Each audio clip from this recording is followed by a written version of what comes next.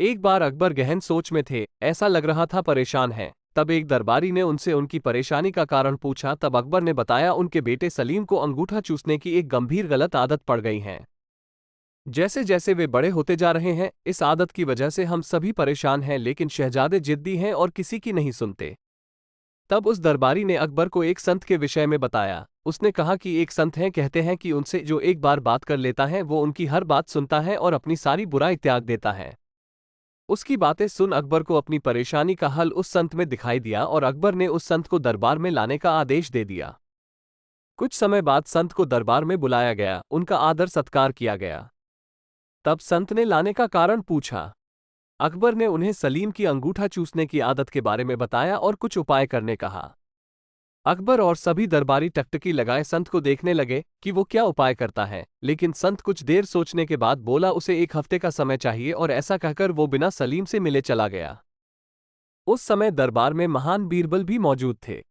1 हफ्ते बाद संत आया और उसने सबसे पहले सलीम को बुलाया और उससे बहुत देर बातें की और उन्हें खेल खेल में ये सिखाया कि अंगूठा चूसना सेहत के लिए हानिकारक है, इसलिए उन्हें ऐसा नहीं करना चाहिए। और सलीम को बात समझ आ गई और उन्होंने सबके बीच कभी अंगूठा ना चूसने की कसम खाई।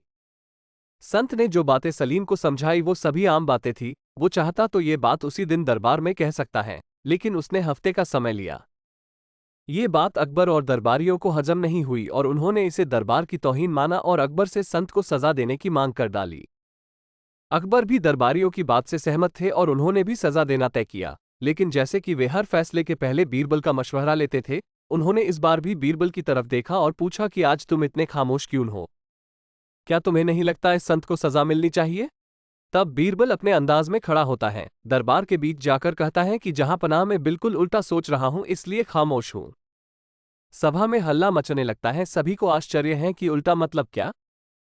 तब बीरबल कहता है, मेरे हिसाब से ये संत महान हैं। हमें इनसे सीख लेनी एक चाहिए और गुरु मानकर इनका आशीर्वाद लेना चाहिए और इनके साथ हुई गुस्ताखी की माफी भी मांगनी चाहिए। ये सुनकर सभी को गुस्सा आ जाता है और दरबार में कोहराम मच जाता है।